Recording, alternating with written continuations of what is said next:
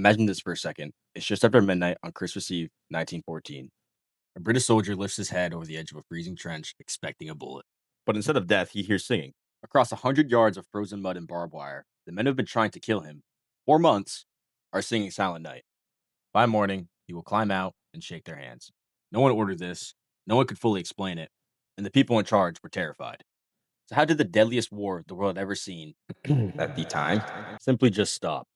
And why did the men running that war work so hard to make sure it never happened again? The answer isn't really a story about Christmas. It's a story about what humans do by the default and what it takes to switch that default off. To completely understand the truce, you have to understand what was already happening in those trenches months prior. In the 80s, a sociologist named Tony Ashworth went through hundreds of soldiers' letters, diaries, and unit records from the Western Front. He also conducted many interviews with surviving British World War I veterans. With his research and the accounts of many, what he found wasn't constant slaughter. It was something he deemed as the live and let live system. I should probably trademark that. That sounds pretty nice. Uh, Hey, man, it's not what it. The enemy units stuck in the mud 100 yards apart, day after day, quietly stopped trying to kill each other. Artillery would fire at the same harmless spot every evening, on schedule, so everyone had time to duck.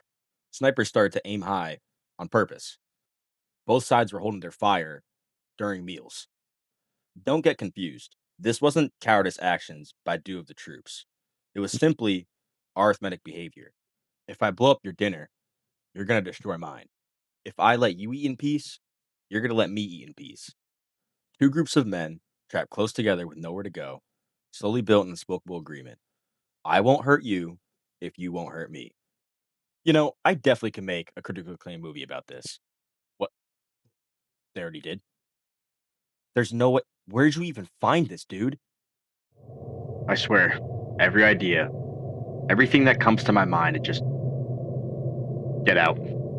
Everyone get out. Decades later, a political scientist at the University of Michigan named Robert Axelrod became fascinated by this. In his 1984 book, The Evolution of Cooperation, he used the trenches of World War I as his key real world example. He made it quite clear in his novel cooperation doesn't require friendship, it doesn't require trust, it requires only one thing the expectation that you will meet the same person again tomorrow. Axelrod called it the. Dude, I can't with this guy's name. Listen, guys, I'm sorry.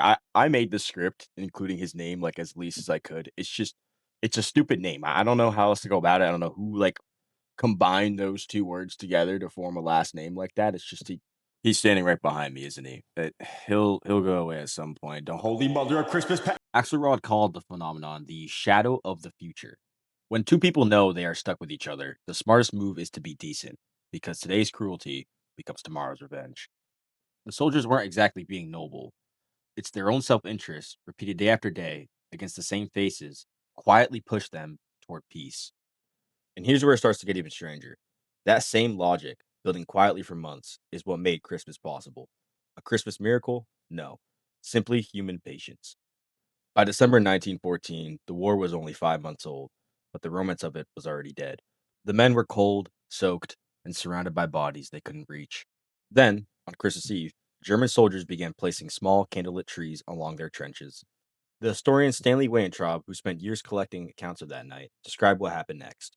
The Germans started to sing carols. The British, hundreds of yards apart, answered with carols of their own. Then came shouted greetings across no man's land. Then they even started exchanging their names. Finally, slowly but surely, men began to stand up, fully exposed, in the open, where a day before standing meant death.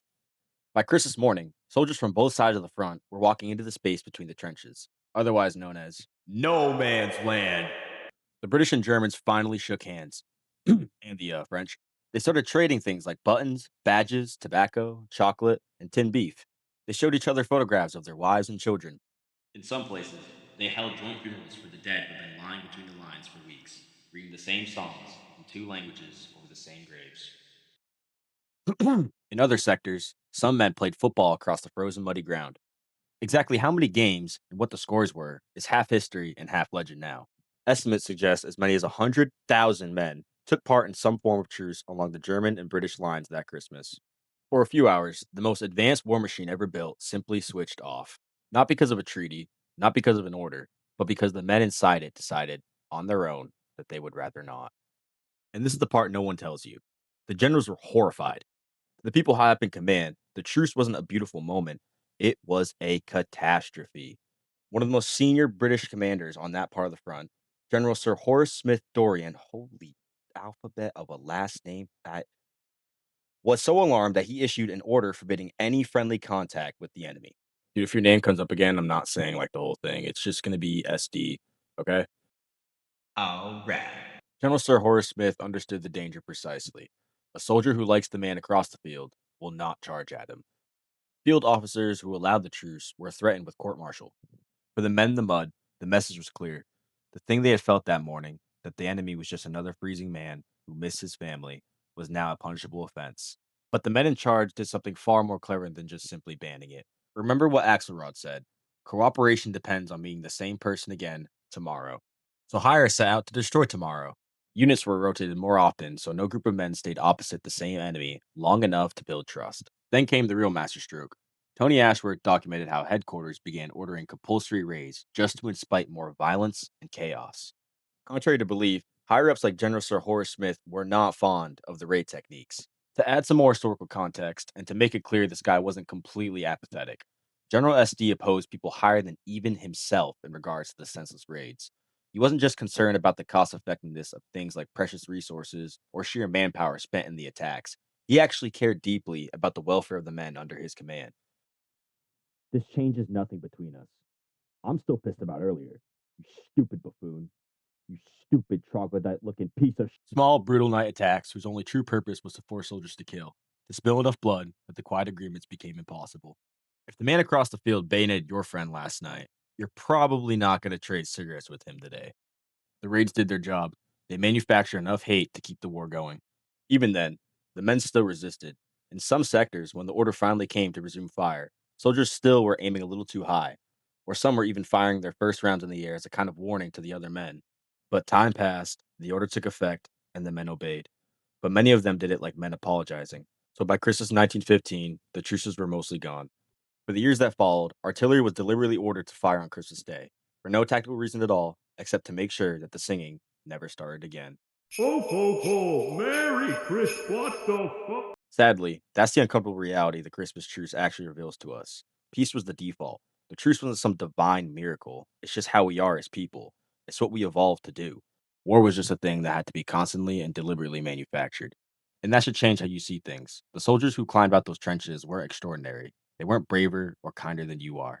That instinct, that same feeling that made those men stand up in the face of death, is sitting inside you right now.